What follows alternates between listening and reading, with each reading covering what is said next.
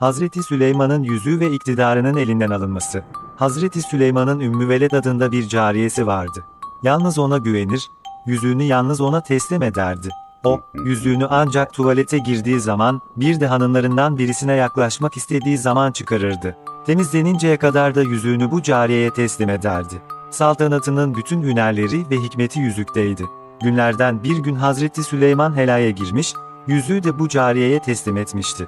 Bu sırada cinlerden Sahar adında bir şeytan Hazreti Süleyman'ın suretine girip cariyenin yanına geldi ve yüzüğü aldıktan sonra Süleyman'ın suretini değiştirerek gidip onun tahtına oturdu. Bundan sonra insanlar, cinler ve kuşlar onun başında toplanmaya başladılar.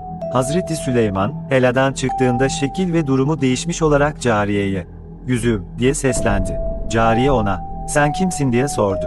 Hazreti Süleyman, "Ben Süleyman'ım," diye cevap verdi. Bunun üzerine cariye, "Sen Süleyman değilsin, yalan söylüyorsun.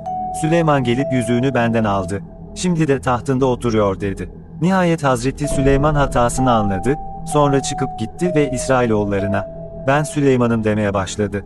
Fakat onlar, onun Süleyman olduğuna inanmadılar ve üzerine toprak atarak sövüp saydılar.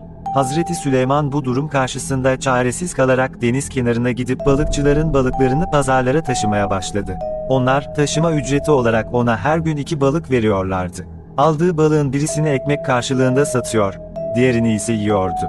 Hazreti Süleyman'ın bu durumu 40 gün sürdü. Daha sonra Asaf bin Berriya ve İsrailoğullarının ileri gelenleri, Hazreti Süleyman'ın kılığına giren şeytanın idaresini yadırgamaya başladılar. Bunun üzerine Asaf, "Ey İsrailoğulları!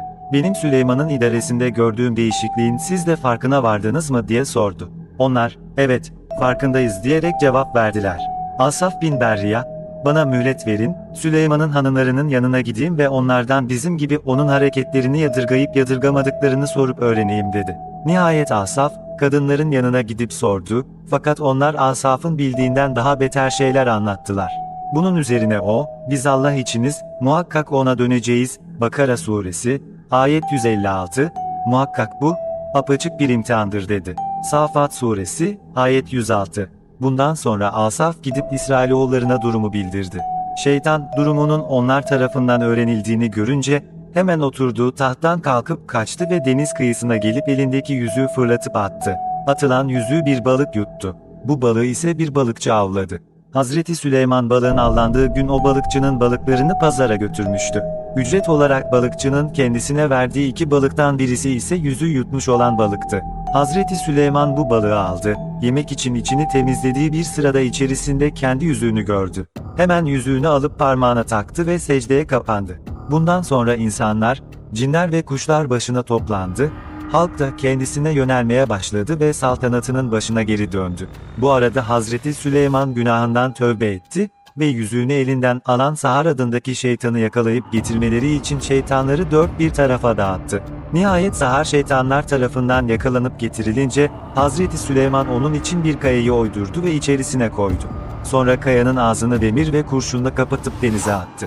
Sahar isimli şeytan Hazreti Süleyman'ın makamında, evinde puta tapılan süre kadar, yani 40 gün kaldı. İşte bu hadiseden sonra Allahu Teala cinleri, şeytanları ve rüzgarı Hazreti Süleyman'ın emrine verdi. Bundan önce ise Allah bunları onun emrine vermemişti. Bu, Kur'an-ı Kerim'deki konu ile ilgili ayetlerin zahirine daha uygun düşmektedir. Nitekim Allah Celle Celaluhu bu ayetlerde şöyle buyurur: "Süleyman, ey Rabbim, beni affet, bana benden sonra hiçbir kimseye nasip olmayan bir mülk hükümdarlık ver. Çünkü sen çok bol verensin," dedi. Biz rüzgarı onun emrine verdik.